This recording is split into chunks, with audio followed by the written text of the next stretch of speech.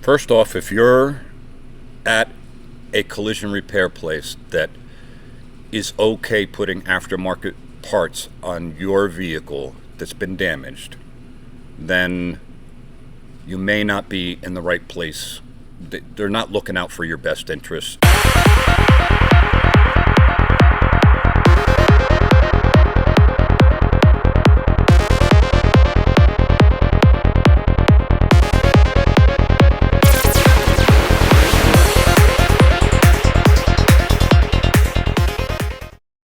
Hey everybody, welcome back to the Airing of Grievances. Robert Grieve, Eric Reamer, very nice to have you along here.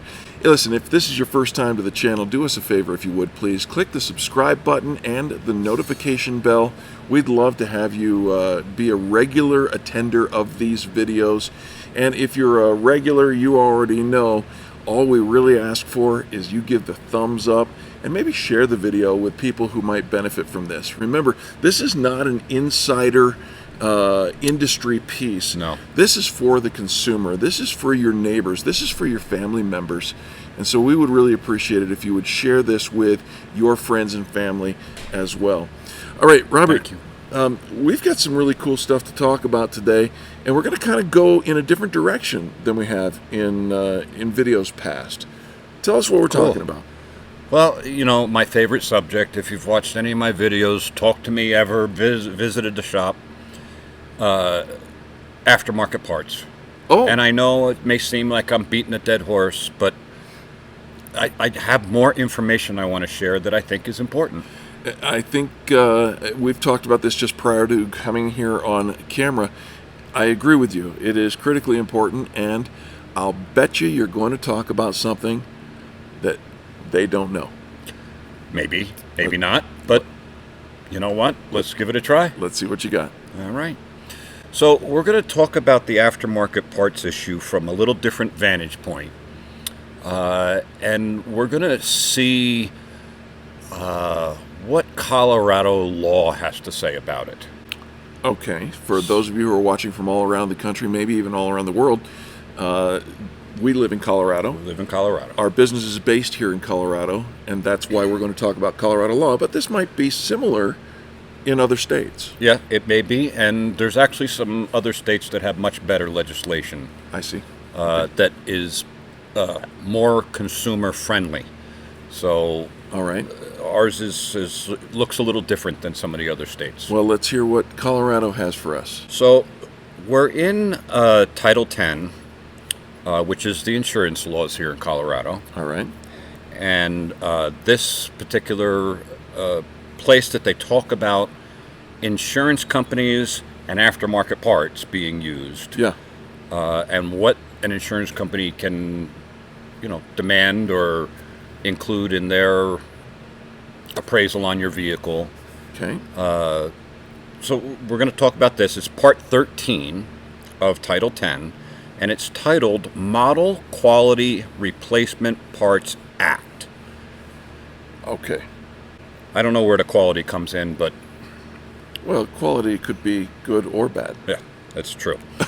So it starts with, naturally, 10-3-1301. So this law is a very big law, yes. Title 10. Yes. And for the record, I am not an attorney. I do not play one on TV, and if I did, I wouldn't do well at it. So we always want to get attorneys involved, and maybe at some point we'll get Andy to come join us and we'll talk about this some more. All right. So Title 10, 10-3-1301, and it goes all the way to 1307, so they don't really talk too much about it. And they're rather short paragraphs, and some of them are just talking about definitions. So there are two places, 10-3-1304 and 1305, where they actually talk about these parts. Aftermarket parts. Aftermarket parts. So let's set up aftermarket parts. Okay. Aftermarket parts are parts made by another manufacturer other than the vehicle manufacturer that made the parts for your car. They are mostly re-engineered, so they'll take a regular part from a manufacturer and copy it. Okay, but they can't copy it exactly. You would think that there would be laws against them, copying them exactly, and they're not exact, trust me. Right. But they are cheaper. And insurance, any time you use the word cheaper, insurance companies' ears are wide open. Yes. And so we actually have laws that tell the insurance company how Colorado feels about aftermarket parts and usage. All right.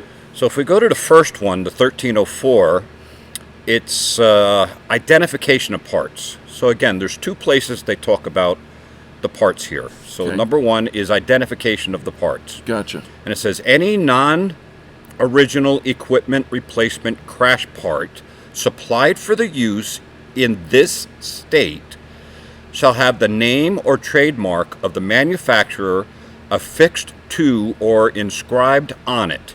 Such name or trademark shall be placed so as to be visible after the installation of part whenever practical. Okay, so the law states that the consumer public has to be able to read the name of the manufacturer of the part, which is not your vehicle manufacturer. Correct. It's a different manufacturer. Okay. In this paragraph, it seems very, very important to them that the part's identifiable. Yes. And that's all it's saying, basically. It's all it's saying is that it is identifiable. Got it. A little side note over here. If it's identifiable and you trade the vehicle in, the used car department will see that and give you less for your car by the thousands. Just so you know. Just put that over to the side. Okay. Here's the second place they talk about it in 10-3-1305. All right. Titled Disclosure. No insurer shall specify the use of non-original equipment replacement crash parts in the repair of an insured's motor vehicle without disclosing the intended use of such parts to the insured.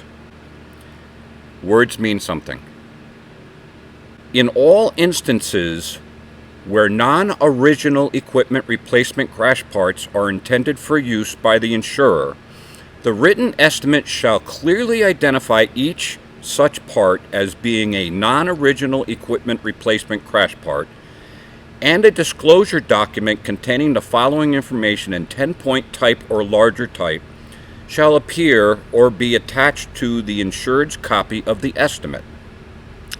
And the disclosure says this estimate's been prepared with the use of aftermarket parts. Okay. So we have identification of parts. Yes. And we have disclosure of parts. Right. And that's it. That's what Colorado law says about the use of aftermarket parts. Insurance companies can use them, but okay, their two big concerns are that you can tell it's trademarked somewhere that it's an aftermarket part and not made by the manufacturer of the vehicle. Right. That's their number one concern. Yes. And their second concern is that if an insurance company insists on using those parts in their assessment of how much a value the loss is, that they say that on the estimate. There it is. Okay. To me, there's a lot of things that are unsaid and missing. Like what? Well, I don't know. How about these parts are for older cars, right? Like maybe 2006 or a 2010 vehicle. It doesn't say that. No. It doesn't say that. It doesn't give any parameters like other states do.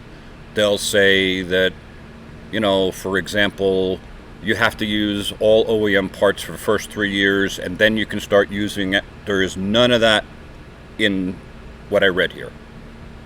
So your brand new car, Colorado law, and the people that wrote this law and voted for this law say, throw aftermarket parts on your car. It's fine. Fine with us. No. Oh, man. Okay. Strike one. All right, well, let's just take it from a different angle. Okay. How about the quality of the part? Should it be of like kind and quality? Should it fit properly? Should it be made of the same materials as the original? There should be some quality points here that have to be attended to. It doesn't say any of that. No. What quality? Doesn't matter. They don't even address it. Nothing. Use whatever you like. And that's fine with them as long as you can identify it and you've disclosed it. Insurance company, do whatever you like. That's the Colorado law. So there is something, if you go a little further, and I would be remiss, and it's the last item. It's the 7th item. Okay. So we really haven't talked about aftermarket parts all that very much. But the 7th item, which I find interesting, is labeled liability. That's 10-3-1307. Nothing in this Part 13 shall affect either rights, defenses, or liabilities of parties otherwise available at law regarding damages or injuries arising from the use of replacement crash part. So I ask myself,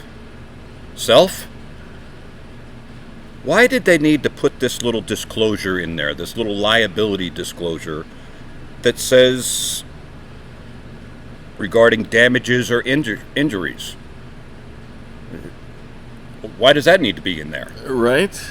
If they're not worried about the quality, why would you need a liability clause? Yeah. Do original manufacturer parts come with such liability clauses?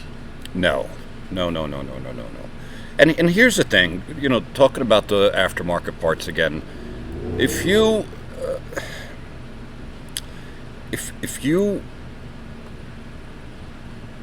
were to go to the manufacturer has so many rules from the federal government that they have to abide by. Sure.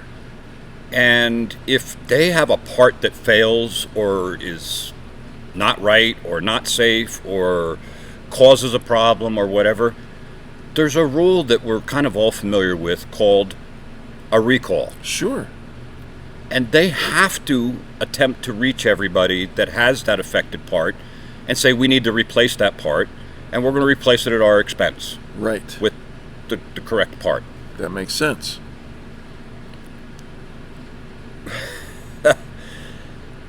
And I'll go as far as to say that, let's just talk about Audi, for instance. When they take their parts, they crash a car, they bring it back to the shop, and they repair the vehicle with all Audi parts, naturally. And while they're doing that, they build the procedures of how you're supposed to fix this car, with what equipment, in what order. And then they crash it again to make sure that it held up in the crash the same way it did when it was brand new. All this before the public actually ever receives the car, before they ever sell the car. That's correct. Okay. That's correct. So there's a lot that a vehicle manufacturer has to put into the parts that make up that vehicle that the aftermarket does not. So the aftermarket parts industry doesn't have to hold to those same standards? No. And here's some advice for everybody. All right. First off, if you've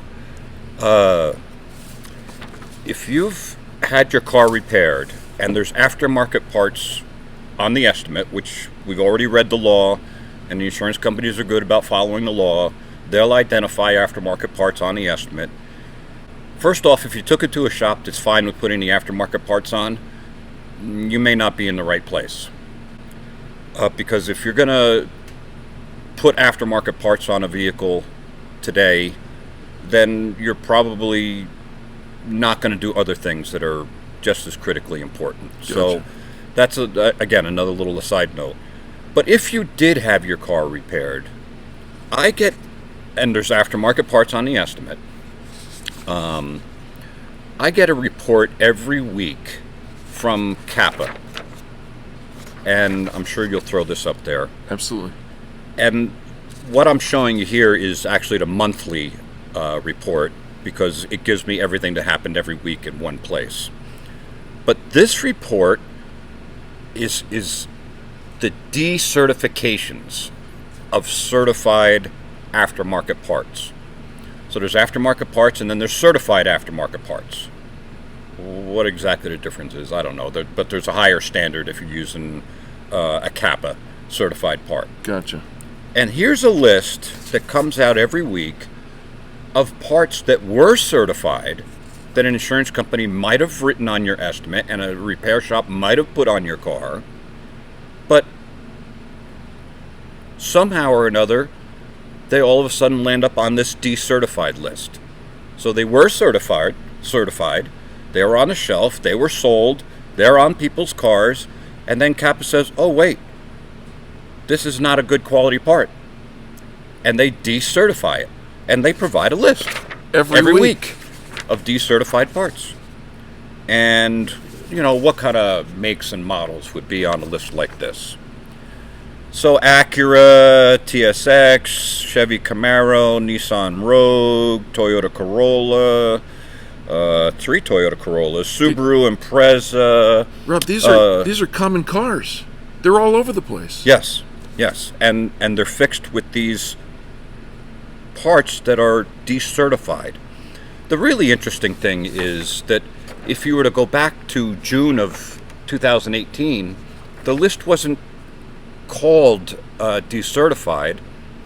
It was called the monthly recall report. But that has since changed to decertifications. Okay, so I have to ask the question. When a part is decertified, who notifies the person whose car got that part? Absolutely nobody. The original manufacturer, when there is a recall, has to contact or attempt to contact the every vehicle owner. But these parts are on the cars right now. And nobody is calling them to say, wow, you've got a part on your car that's been decertified. We need to get you in here and get a certified part put on that car, or, God forbid, use an original equipment manufacturer part. But, yeah, the insurance company that is saving the money by using these parts, no, they don't have to call you. The body shop that put them on because the insurance company wants to save the money, they're not calling you either.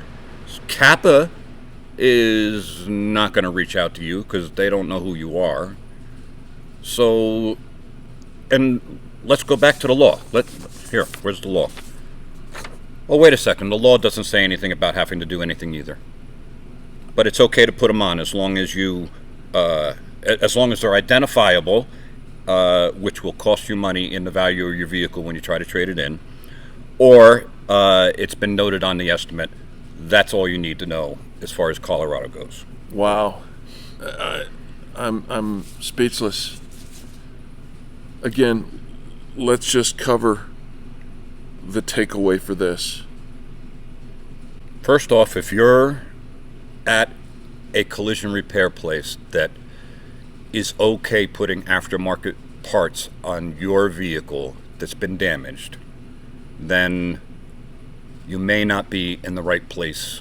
They're not looking out for your best interests, and if they're not going to look out for that basic interest, there are other things that are probably also going to fall through the cracks, and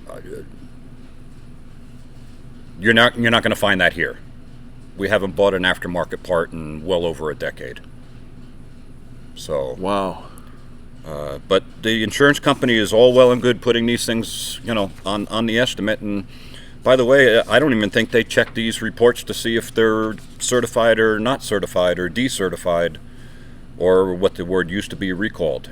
Recall is kind of like an action word, like you're going to do something about it. Right. I think we took that off because nobody does anything about it. So, wow. That's my 2 cents for this Saturday.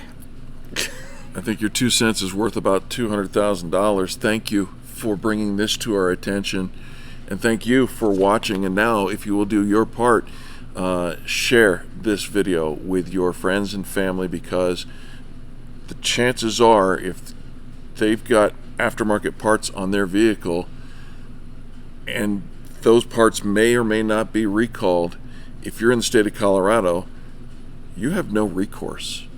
There's nobody going to tell you, and they're We'll help you out. decertified for a reason, right? We will help you out. We'll help you out. We'll fight for you and help you get yourself whole. Yeah. All right. On behalf of Robert Grieve, myself, and everybody here at the Nylund's team, we want to say thank you for watching the Airing of Grievances, and we will see you again next Saturday.